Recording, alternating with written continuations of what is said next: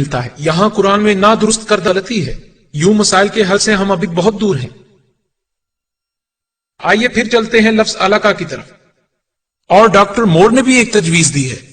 قرآن کی ایک اور آیت میں جنین کو جونک سے تشبیہ دی گئی ہے اور گوشت کے ایک لوتھڑے کا تذکرہ کیا گیا ہے۔ اس سلسلے میں ڈاکٹر مور اپنے ذہن کے مطابق رائے دیتے ہیں کہ 23 دن کا جنین بامشکل 3 ملی میٹر تک لمبا ہوتا ہے، جو انچ کا 8واں حصہ ہوتا ہے۔ اس کی جسامت اتنی چھوٹی ہوتی ہے کہ انگلیوں میں لے لینے سے انگلیاں جدا نہیں ہوتی۔ یہ 10ویں مرحلے کی ایک تصویر ہے جو ڈاکٹر مور کی کتاب کے اندر کے حصے میں ہے۔ یہ شروعات ہے۔ یہ مادہ منویہ بیضے میں داخل ہو رہا ہے۔ یہ ابتدائی مرحلہ ہے۔ چھٹے مرحلے کی طرف توجہ دیں جو دوسرے ہفتے، اور یہ ہے تیسرا ہفتہ، اور یہ رہی پہلے مرحلے کی 23ویں دن کی تصویر۔ دراصل اسے ڈاکٹر مور جونک جیسا قرار دینا چاہتے ہیں۔ آئیے اب ہم ایکس رے کو غور سے دیکھتے ہیں تو 22 دن ریڑھ کی ہڈی ابھی تک ناپختہ دکھائی دیتی ہے۔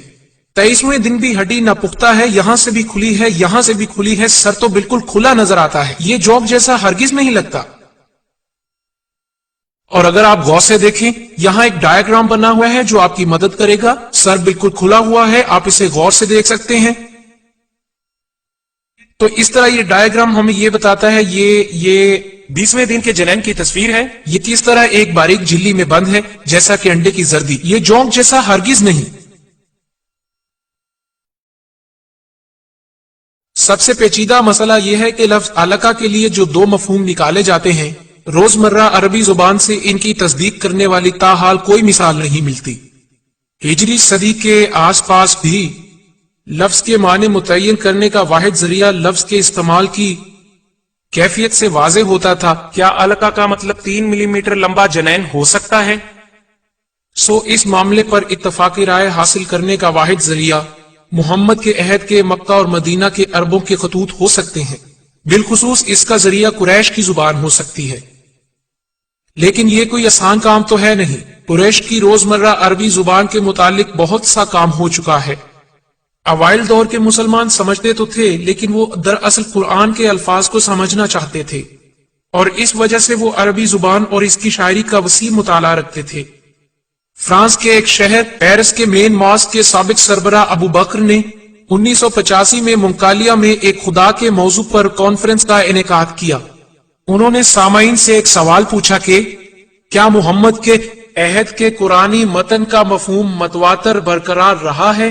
ان کا جواب تھا کہ قدیم شاعری سے تو یہی پتہ چلتا ہے۔ جی ہاں، ایسا ہی ہے۔ ہم یہ نتیجہ اخذ کر سکتے ہیں، اگر مسلمانوں کے لیے روحانی تسکین اور امیدوں کا مرکز و محور بننے والی آیات غیر متزلزل ہیں، تو پھر ان میں پائی جانے والی سائنسی توضیحات کو بھی غیر متزلزل ہی مانا جانا چاہیے، تب تک جب تک نئے شواہد سامنے نہ آ جائیں۔ اور یہ معاملہ اس لحاظ سے بھی اہم ہے کہ یہ آیات اسے ایک علامت قرار دیتی ہیں۔ سورہ المومن، جس کا میں پہلے ذکر کر چکا ہوں، اس میں مذکور ہے کہ وہی ہے جس نے تمہیں مٹی سے بنایا، پھر ایک قطرہ مادہ منویہ کے ذریعے، پھر جمے ہوئے خون کے لوتھڑے سے شاید تم تخلیق کو سمجھو۔ سورہ الحج میں مرکوز ہے کہ اے بنین و انسان، اگر تمہیں دوبارہ جی اٹھنے میں شک ہے تو غور کرو۔ یہاں ایک سوال لازمی پوچھنا چاہیے کہ اگر مکہ اور مدینہ کے خواتین و حضرات کے لیے کوئی واضح علامت تھی تو انہوں نے علقہ کا ایسا کون سا مفہوم اخذ کیا جس نے انہیں موت کے بعد کی زندگی پر ایمان لانے کو کہا؟ تو جواب یہ تھا کہ ہم محمد کے عہد کے قبل کی تاریخی صورتحال کا جائزہ لیں گے کہ محمد اور ان کے عہد کے لوگ علم جنین کے بارے میں کیا عقیدہ رکھتے تھے۔ ہم اپوکریٹس سے شروع کریں گے، جو مستند حوالہ جات کی روح سے 460 عیسوی میں یونان کے ایک جزیرے کوس میں پیدا ہوا۔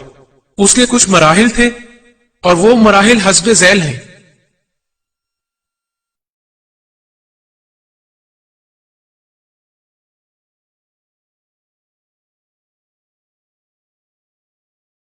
مادہ منویہ وہ جوہر ہے جو ہر والدین کے جسم کے ہر حصے سے پیدا ہوتا ہے۔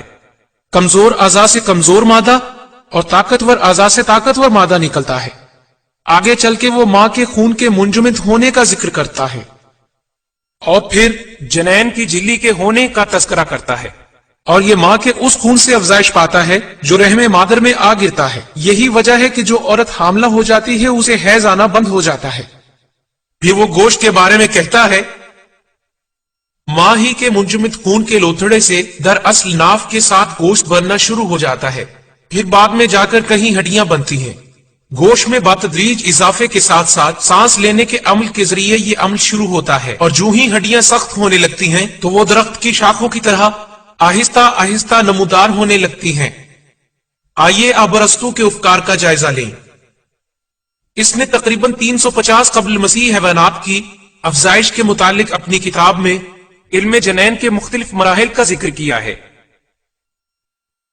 وہ پہلے مادہ منویہ کا ذکر کرتا ہے اور پھر حیض کا ذکر کرتا ہے۔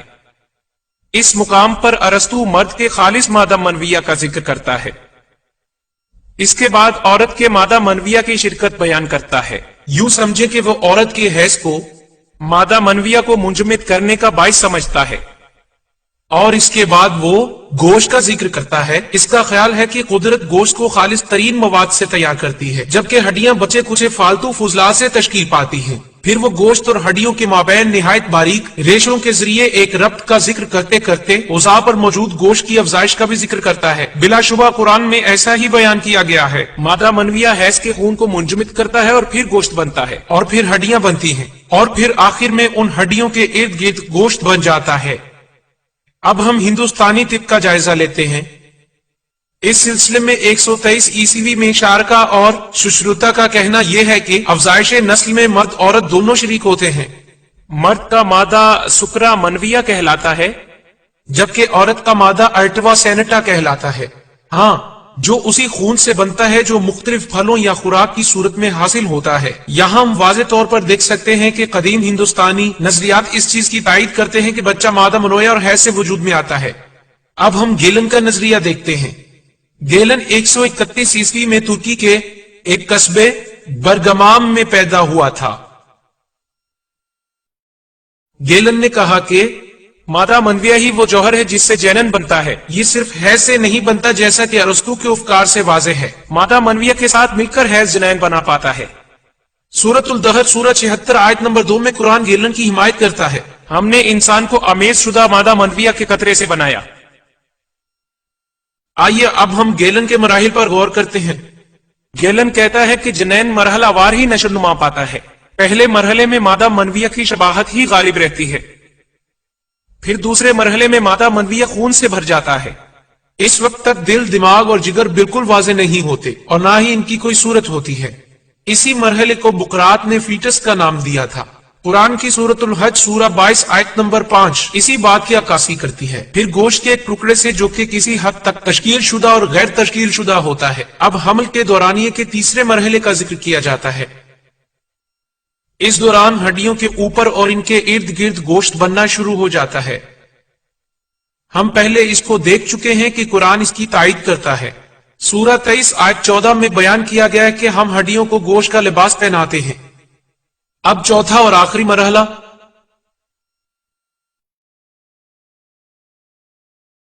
وہ ہے جس میں اعضاء کے تمام تر حصے اپنی شکلوں کے ساتھ ساتھ الگ الگ پہچانے جا سکتے ہیں۔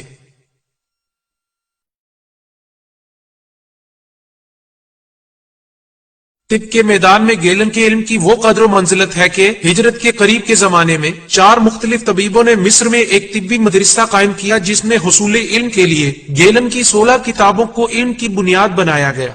یہی سلسلہ 13ویں صدی عیسوی تک یوں ہی جاری و ساری رہا۔ ہمیں اپنے آپ سے یہ سوال ضرور پوچھنا چاہیے کہ عرب میں اس وقت محمد کے دور میں سیاسی، طبی اور معاشی صورتحال کیسی تھی؟ حضرموت یمن سے گرم مسالے کے تجارتی قافلے شمال کی طرف مکہ اور مدینہ سے گزرتے ہوئے ہی پورے یورپ میں جاتے تھے۔ 500 صدی عیسوی میں شمالی عرب پر غزہ والوں نے قبضہ کر لیا اور 528 عیسوی تک مدینہ کے نواحی علاقوں یعنی شام کے صحراؤں تک کو اپنے قبضے میں لے لیا۔ سیریانی زبان جو کہ عربی سے ملتی جلتی تھی وہی ان کی سرکاری زبان تھی۔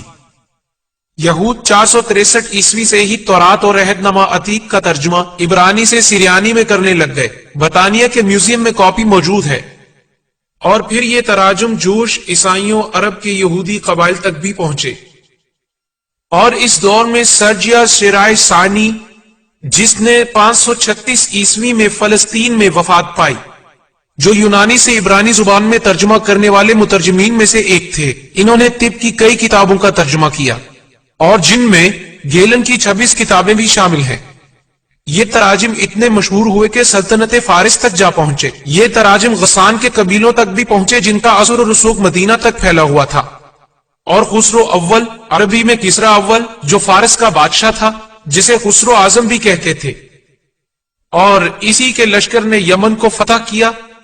یہ ایک علم دوست شخص تھا، اس نے کئی مدارس کھولے۔ خسرو کے پہلے 48 سالہ دور حکومت میں جنڈی شاپور نامی سکول قائم ہوا، جو کہ اپنے دور کا ایک اہم علمی مرکز تھا۔ اس کے اندر یونانی، یہودی، نستوری، فارسی اور ہندوؤں کے افکار و تصورات کے متعلق بحث ہوا کرتی تھی۔ یہاں تعلیم کے لیے زیادہ تر سریانی زبان استعمال ہوتی تھی، کیونکہ وہ سریانی ترجموں پر مشتمل تھی، اور اس وقت وہاں ارسطو، بقراط اور گیلن کے افکار کی تعلیمات عام تھیں، جبکہ اس دور میں طبی سکول جنڈی شاپور اپنا کام کر رہا تھا۔ آگے چل کے عربوں نے نستوریوں کو مجبور کر دیا کہ وہ یونانی طب کے سریانی تراجم عربی زبان میں بھی کریں۔ سریانی زبان کا عربی زبان میں ترجمہ کرنا بہت آسان تھا، کیونکہ ان دونوں زبانوں کی گرامر ایک۔ اگر محمد کے دور کے طبی معاملات کا جائزہ لیا جائے تو پتہ چلتا ہے کہ اس زمانے میں عرب میں طبیب لوگ موجود تھے۔ حارث بن کلادیہ اپنے دور کا ماہر اور تعلیم یافتہ طبیب تھا۔ وہ 6 صدی عیسوی کے وسط میں طائف کے ایک قبیلہ بنو ثاقف میں پیدا ہوا۔ وہ یمن سے ہو کر فارس پہنچا، جہاں اس نے اس وقت کے مشہور سکول جنڈی شاپور سے بہت دیر تک طب کی تعلیم حاصل کی۔ یوں وہ ارسطو، بقراط اور گیلن کے طبی علوم سے خوب واقف ہوا، اور اپنی تعلیم مکمل کر کے اس نے فارس میں طبیب کے طور پر اپنا کام کرنا شروع کر دیا۔ اس دور میں اسے خسرو کے دربار تک رسائی حاصل ہوئی اور اس سے ملاقات کا شرف حاصل ہوا۔ وہ اسلام کے آغاز میں عرب واپس آ گیا اور طائف میں رہائش پذیر ہوا۔ یہاں یمن کا بادشاہ ابو الخیر اسے اپنی ایک بیماری کے سلسلے میں ملنے کے لیے آیا۔ صحت یاب ہونے پر خطیر رقم اور ایک کنیز اسے تحفے میں دی۔ حارث بن کلادیہ نے طب پر کوئی کتاب تو نہیں لکھی، مگر طب کے متعلق اس کے افکار و خیالات خسرو سے بحث و مباحثے کی صورت میں محفوظ ہیں۔ آنکھوں کے بارے میں اس کا کہنا ہے کہ سفید حصہ چربی کا بنا ہوتا ہے، جبکہ جو سیاہ حصہ ہوتا ہے وہ پانی کا بنا ہوا ہوتا ہے، اور وہ بصارت کو ہوا سے تعبیر کرتا ہے۔ ہم جانتے ہیں کہ یہ مفروضے غلط ثابت ہوئے، لیکن یہ یونانی نظریہ تھا۔ ثابت یہ ہوتا ہے حارث کا تعلق کسی طرح یونانی طبیبوں سے ضرور تھا۔